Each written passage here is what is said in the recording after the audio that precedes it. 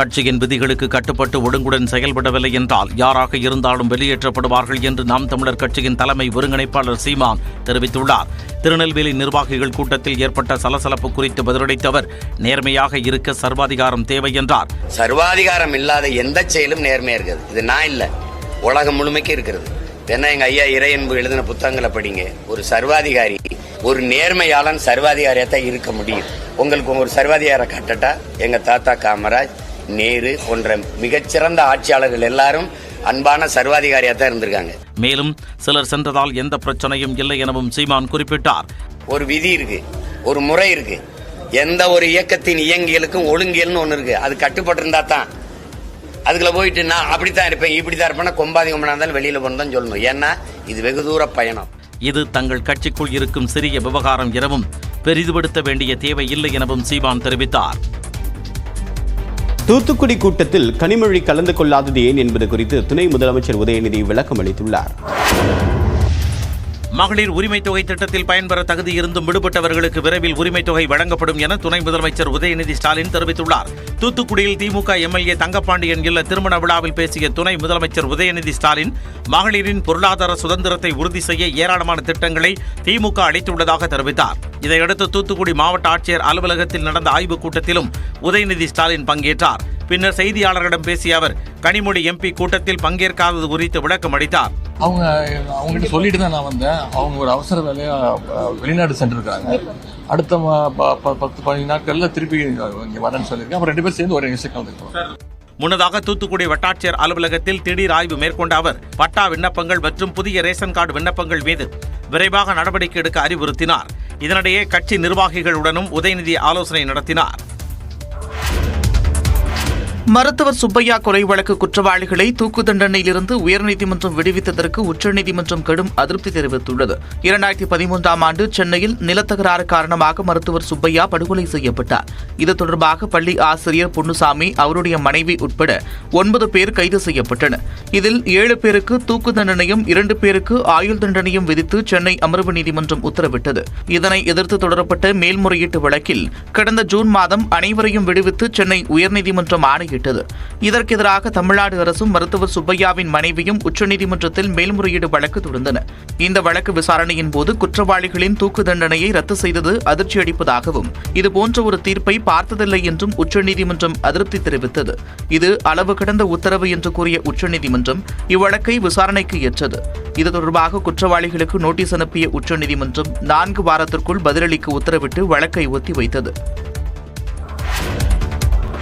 டெல்லியில் காற்று மாசு காரணமாக தொடக்கப்பள்ளி மாணவர்களுக்கு ஆன்லைன் வகுப்புகள் நடத்த முடிவு செய்யப்பட்டுள்ளது. டெல்லியில் அண்டை மாநிலங்களில் காய்ந்த பயிர் கழிவுகளை எரிப்பதாலும் வாகன பெருக்கத்தாலும் காற்றின் தரம் நாளுக்கு நாள் மோசமடைந்து வருகிறது.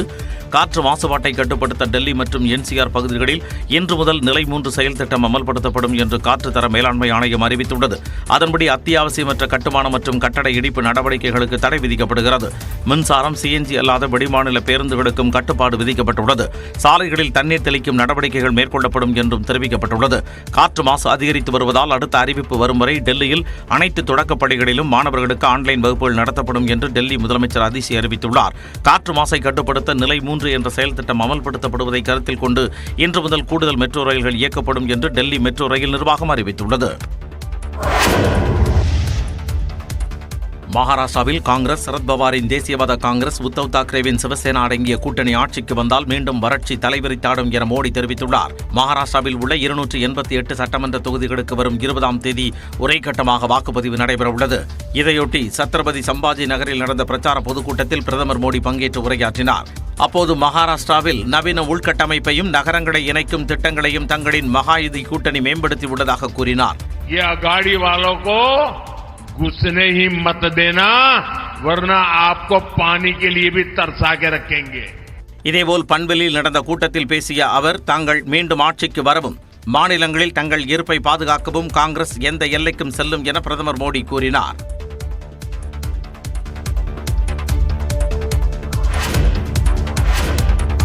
இலங்கை நாடாளுமன்ற தேர்தலில் அதிபர் அனுரகுமார திசாநாயக்காவின் தேசிய மக்கள் சக்தி கட்சி முன்னிலை வகிக்கிறது. 225 நாடாளுமன்ற உறுப்பினர்களை தேர்ந்தெடுப்பதற்கான தேர்தல் நேற்று நடைபெற்றது. வாக்குப்பதிவு காலை 7 மணிக்கு தொடங்கி மாலை 4 மணி வரை நடைபெற்றது. வாக்குப்பதிவு முடிந்ததும் வாக்கு எண்ணிக்கையும் தொடங்கப்பட்டது. காலை 6 மணி நிலவரப்படி 47 தொகுதிகளில் முன்னிலை நிலவரங்கள் வெளியாகியுள்ளன. அதன்படி அதிபர் அனுரகுமார திசுநாயக்காவின் தேசிய மக்கள் சக்தி கூட்டணி 35 இடங்களை கைப்பற்றியுள்ளது. 2ஆம் இடத்தில் சஜித் பிரேமதாசாவின் ஐக்கிய மக்கள் சக்தி கட்சி உள்ளது. அந்த கட்சி 8 இடங்களில் முன்னிலை வகிக்கிறது. இலங்கை பொதுஜன பெருமனா கட்சி வெறும் 2 இடங்களில் முன்னிலையில் உள்ளது. கட்சியின் விதிகளுக்கு கட்டுப்பட்டு ஒழுங்குடன் செயல்படவில்லை என்றால் யாராக இருந்தாலும் வெளியேற்றப்படுவார்கள் என்று நாம் தமிழர் கட்சியின் தலைமை ஒருங்கிணைப்பாளர் சீமான் தெரிவித்துள்ளார். திருநெல்வேலி நிர்வாகிகள் கூட்டத்தில் ஏற்பட்ட சலசலப்பு குறித்து பதிலளித்த அவர், நேர்மையாக இருக்க சர்வாதிகாரம் தேவை என்றார். சர்வாதிகாரம் இல்லாத எந்த செயலும் நேர்மையா இருக்குது. இது நான் இல்ல, உலகம் முழுமைக்கு இருக்கிறது. என்ன எங்க ஐயா இறையன்பு எழுதின புத்தகங்களை படிங்க. ஒரு சர்வாதிகாரி, ஒரு நேர்மையாளன் சர்வாதிகாரியாத்தான் இருக்க முடியும். உங்களுக்கு ஒரு சர்வாதிகார கட்டட்டா எங்க தாத்தா காமராஜ், நேரு போன்ற மிகச்சிறந்த ஆட்சியாளர்கள் எல்லாரும் அன்பான சர்வாதிகாரியாத்தான் இருந்திருக்காங்க.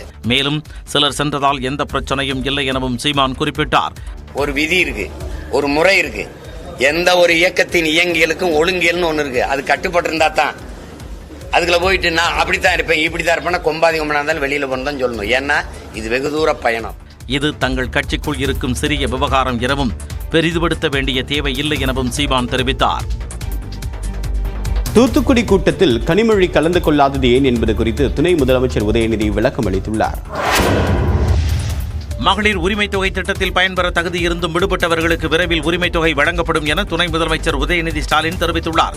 தூத்துக்குடியில் திமுக எம்எல்ஏ தங்கப்பாண்டியன் இல்ல திருமண விழாவில் பேசிய துணை முதலமைச்சர் உதயநிதி ஸ்டாலின், மகளிரின் பொருளாதார சுதந்திரத்தை உறுதி செய்ய ஏராளமான திட்டங்களை திமுக அளித்துள்ளதாக தெரிவித்தார். இதையடுத்து தூத்துக்குடி மாவட்ட ஆட்சியர் அலுவலகத்தில் நடந்த ஆய்வுக் கூட்டத்திலும் உதயநிதி ஸ்டாலின் பங்கேற்றார். பின்னர் செய்தியாளர்களிடம் பேசிய அவர், கனிமொழி எம்பி கூட்டத்தில் பங்கேற்காதது குறித்து விளக்கம் அளித்தார். அவங்ககிட்ட சொல்லிட்டு தான் நான் வந்தேன். அவங்க ஒரு அவசர வேலையா வெளிநாடு சென்றிருக்காங்க. அடுத்த 10-15 நாட்கள்ல திருப்பி இங்க வரேன்னு சொல்லியிருக்கேன். அப்புறம் 2 பேர் சேர்ந்து ஒரு நிகழ்ச்சி கலந்துக்கிறோம்.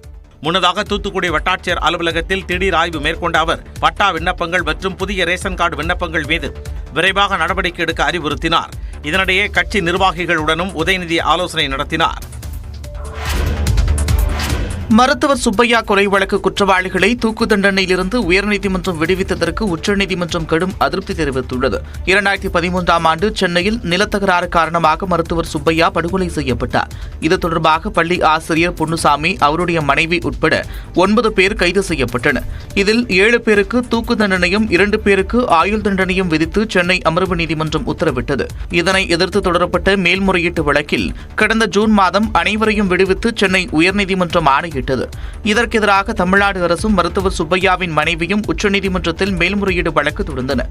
இந்த வழக்கு விசாரணையின் போது குற்றவாளிகளின் தூக்கு தண்டனையை ரத்து செய்தது அதிர்ச்சி அளிப்பதாகவும், இதுபோன்ற ஒரு தீர்ப்பை பார்த்ததில்லை என்றும் உச்சநீதிமன்றம் அதிருப்தி தெரிவித்தது. இது அளவு கடந்த உத்தரவு என்று கூறிய உச்சநீதிமன்றம் இவ்வழக்கை விசாரணைக்கு ஏற்றது. இது தொடர்பாக குற்றவாளிகளுக்கு நோட்டீஸ் அனுப்பிய உச்சநீதிமன்றம் 4 வாரத்திற்குள் பதிலளிக்க உத்தரவிட்டு வழக்கை ஒத்திவைத்தது. டெல்லியில் காற்று மாசு காரணமாக தொடக்கப்பள்ளி மாணவர்களுக்கு ஆன்லைன் வகுப்புகள் நடத்த முடிவு செய்யப்பட்டுள்ளது. டெல்லியில் அண்டை மாநிலங்களில் காய்ந்த பயிர் கழிவுகளை எரிப்பதாலும் வாகன பெருக்கத்தாலும் காற்றின் தரம் நாளுக்கு நாள் மோசமடைந்து வருகிறது. காற்று மாசுபாட்டை கட்டுப்படுத்த டெல்லி மற்றும் என்சிஆர் பகுதிகளில் இன்று முதல் நிலை 3 செயல் திட்டம் அமல்படுத்தப்படும் என்று காற்று தர மேலாண்மை ஆணையம் அறிவித்துள்ளது. அதன்படி அத்தியாவசியமற்ற கட்டுமான மற்றும் கட்டட இடிப்பு நடவடிக்கைகளுக்கு தடை விதிக்கப்படுகிறது. மின்சாரம், சிஎன்ஜி அல்லாத வெளிமாநில பேருந்துகளுக்கும் கட்டுப்பாடு விதிக்கப்பட்டுள்ளது. சாலைகளில் தண்ணீர் தெளிக்கும் நடவடிக்கைகள் மேற்கொள்ளப்படும் என்றும் தெரிவிக்கப்பட்டுள்ளது. காற்று மாசு அதிகரித்து வருவதால் அடுத்த அறிவிப்பு வரும் வரை டெல்லியில் அனைத்து தொடக்கப் பள்ளிகளிலும் மாணவர்களுக்கு ஆன்லைன் வகுப்புகள் நடத்தப்படும் என்று டெல்லி முதலமைச்சர் அதிசி அறிவித்துள்ளார். காற்று மாசை கட்டுப்படுத்த நிலை 3 என்ற செயல் திட்டம் அமல்படுத்தப்படுவதை கருத்தில் கொண்டு இன்று முதல் கூடுதல் மெட்ரோ ரயில்கள் இயக்கப்படும் என்று டெல்லி மெட்ரோ ரயில் நிர்வாகம் அறிவித்துள்ளது. மகாராஷ்டிராவில் காங்கிரஸ், சரத்பவாரின் தேசியவாத காங்கிரஸ், உத்தவ் தாக்கரேவின் சிவசேனா அடங்கிய கூட்டணி ஆட்சிக்கு வந்தால் மீண்டும் வறட்சி தலைவிரித்தாடும் என மோடி தெரிவித்துள்ளார். மகாராஷ்டிராவில் உள்ள 288 சட்டமன்ற தொகுதிகளுக்கு வரும் 20ஆம் தேதி ஒரே கட்டமாக வாக்குப்பதிவு நடைபெறவுள்ளது. இதையொட்டி சத்ரபதி சம்பாஜி நகரில் நடந்த பிரச்சார பொதுக்கூட்டத்தில் பிரதமர் மோடி பங்கேற்று உரையாற்றினார். அப்போது மகாராஷ்டிராவில் நவீன உள்கட்டமைப்பையும் நகரங்களை இணைக்கும் திட்டங்களையும் தங்களின் மகாயுதி கூட்டணி மேம்படுத்தியுள்ளதாக கூறினார். घुसने ही मत देना, वरना आपको पानी के लिए भी तरसा के रखेंगे। இதேபோல் பன்வெளியில் நடந்த கூட்டத்தில் பேசிய அவர் தாங்கள் மீண்டும் ஆட்சிக்கு வரவும் மாநிலங்களில் தங்கள் இருப்பை பாதுகாக்கவும் காங்கிரஸ் எந்த எல்லைக்கும் செல்லும் என பிரதமர் மோடி கூறினார்.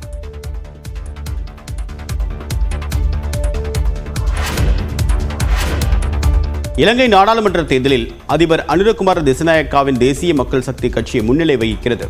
225 நாடாளுமன்ற உறுப்பினர்களை தேர்ந்தெடுப்பதற்கான தேர்தல் நேற்று நடைபெற்றது. வாக்குப்பதிவு காலை 7 மணிக்கு தொடங்கி மாலை 4 மணி வரை நடைபெற்றது. வாக்குப்பதிவு முடிந்ததும் வாக்கு எண்ணிக்கையும் தொடங்கப்பட்டது. காலை 6 மணி நிலவரப்படி 47 தொகுதிகளில் முன்னிலை நிலவரங்கள் வெளியாகியுள்ளன. அதன்படி அதிபர் அனுரகுமார திசாநாயக்காவின் தேசிய மக்கள் சக்தி கூட்டணி 35 இடங்களை கைப்பற்றியுள்ளது. 2ஆம் இடத்தில் சஜித் பிரேமதாசாவின் ஐக்கிய மக்கள் சக்தி கட்சி உள்ளது. அந்த கட்சி 8 இடங்களில் முன்னிலை வகிக்கிறது. இலங்கை பொதுஜன பெருமனா கட்சி வெறும் 2 இடங்களில் முன்னிலையில் உள்ளது.